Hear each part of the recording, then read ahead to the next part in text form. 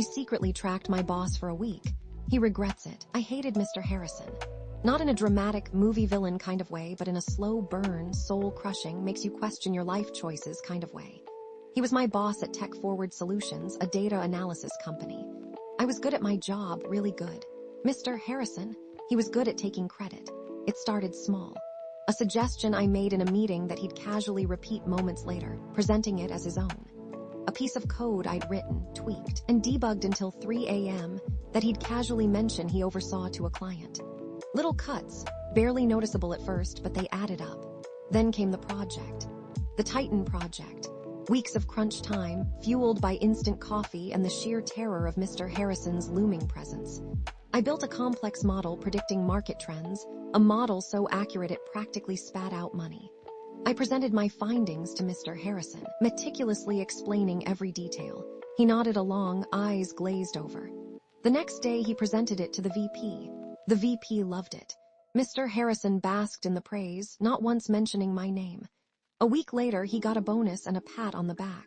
I got a slightly colder office thanks to budget cuts. That was it. That was the breaking point. He actually said he developed the algorithm. Liam, the nerve Sarah, practically vibrated with indignation across the lunch table. Sarah was my work wife, the only person who understood the particular brand of hell that was working under Mr. Harrison. I know, I said, stabbing my salad with unnecessary force. I was sitting right there. I wanted to scream. You should have, David mumbled from across the table, his face buried in his phone. David was a senior developer, a brilliant coder worn down by years of Mr. Harrison's impossible deadlines. He was the cautionary tale. Screaming gets you fired, Sarah said, rolling her eyes. Liam, you need to document this, every single instance. Build a case, document, write. It seemed so passive, so futile. But I was too tired to argue. I started the next day. I kept a detailed log of everything Mr. Harrison did. His late arrivals usually around 9:30 a.m., claiming traffic. His 2-hour lunches with clients, I'd later find out they were poker games with his buddies. The endless stream of personal calls he took at his desk. It was tedious, but strangely satisfying. I felt like I was finally taking control. But the more I documented, the more I realized that documenting wasn't enough. It was just a list of grievances. I needed proof. Concrete, undeniable proof of his incompetence and dishonesty. That's when I started tracking him. It started innocently enough. I'd casually ask Brenda, the receptionist, if she'd seen Mr. Harrison leave for lunch. Oh yes, dear, she'd say, always eager to gossip. He left around 12:30. Said he had a meeting downtown. Then I'd happen to be in the same coffee shop he frequented. I'd observe him laughing and joking with his friends, no sign of any client meeting. I'd subtly time his lunches, noting the exact return time. An hour late every time. Escalated. I started checking his expense reports, comparing them to his calendar. Discrepancies galore.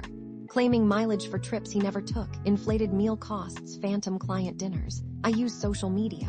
A quick search revealed his friends' profiles, tagging him in pictures at various events during supposed work hours. Bingo, it felt wrong. Snooping felt slimy. But the righteous anger kept me going. This wasn't just about the Titan project in him. It was about all the wasted hours, the stolen credit, the constant feeling of being undervalued. The coffee shop became my base of operations. I'd meet Sarah there during lunch breaks, updating her on my progress. This is getting a little intense, Liam, she said one day, stirring her latte nervously. Are you sure this is worth it? He deserves it, Sarah, I said, my voice tight. He's been getting away with this for too long. And besides, I am close to getting something big. Okay, just be careful. You don't want to get yourself fired. I knew she was right, but I couldn't stop. I was too close. I felt like I was on the verge of uncovering something truly explosive. Then came the break. I was reviewing his credit card statements, a surprisingly easy feat, considering our company's lax security protocols, when I noticed a recurring charge to Digital Designs LLC. It was a small amount, but it was consistent. I did some digging. Digital Designs LLC was a web design company, run by Mr. Harrison. He was running a side business, using company time and resources, all while claiming to be working on crucial projects for TechForward Solutions. I had him. I compiled all my evidence into a comprehensive report. Timelines, expense reports, social media screenshots, credit card statements. A damning indictment of Mr. Harrison's incompetence and dishonesty. I scheduled a meeting with Emily, the HR representative. She was always polite, but I never quite trusted her. I suspected her loyalty lay more with the company than with its employees. This is quite a lot, Liam, she said, her brow furrowed as she reviewed my report. These are serious allegations. They're all true, I said, my voice firm. I have proof. We'll need to investigate, of course. This could have significant ramifications for the company. Ramifications for the company. That was all they cared about. The next day, Mr. Harrison called me into his office. He looked pale and agitated. I hear you've been asking questions, Liam, he said, his voice low and menacing. Snooping around, that's insubordination. I don't know what you're talking about, I said, trying to sound innocent. Don't play dumb with me. I know you're behind this. Trying to undermine me. You're jealous of my success. Your success? You mean the success you stole from me? He stood up, towering over me. You're playing a dangerous game, Liam. I wouldn't want anything to happen to your career, a threat. He was threatening me, that was it. I wasn't going to wait for HR to drag their feet. I was going straight to the VP. I requested a meeting with Mr. Thompson, the VP of Operations. I told his assistant I had information that could significantly impact the company's performance. She booked me in for the next day. The meeting was tense. Mr. Thompson, a stern, no-nonsense man, listened intently as I laid out my case. Mr. Harrison sat beside him, looking increasingly uncomfortable. I presented my evidence methodically and calmly. The timelines, the expense reports, the social media posts, the credit card statements. I even played a recording I'd made of Mr. Harrison taking credit for my work in a meeting. Mr. Harrison vehemently denied everything. He called me a liar, a disgruntled employee, a fantasist. But the evidence was overwhelming. Mr. Thompson's face grew darker with each new revelation. This is unacceptable, he said finally, his voice tight with anger. Mr. Harrison, I want to see you in my office, now. I left the meeting feeling a strange mix of relief and trepidation. I had done it.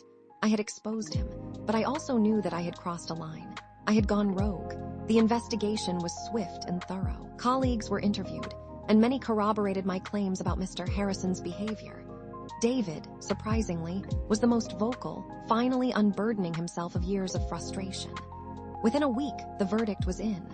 Mr. Harrison was found guilty of gross misconduct, misuse of company resources, and misrepresentation of his qualifications. He was terminated, effective immediately. The news spread like wildfire through the office. There was a palpable sense of relief, a collective exhale after years of suffocating under Mr. Harrison's reign. A few days later, Mr. Thompson called me into his office. Liam, he said, what you did was unconventional, to say the least. But you exposed a serious problem, and for that I'm grateful. He offered me a promotion, a new role overseeing a larger team. It wasn't exactly what I wanted, but it was a start. It was recognition. I accepted. I never told anyone the full extent of my tracking. It was a secret I carried with me, a reminder of the lengths I was willing to go to for justice. Did I regret it? Sometimes.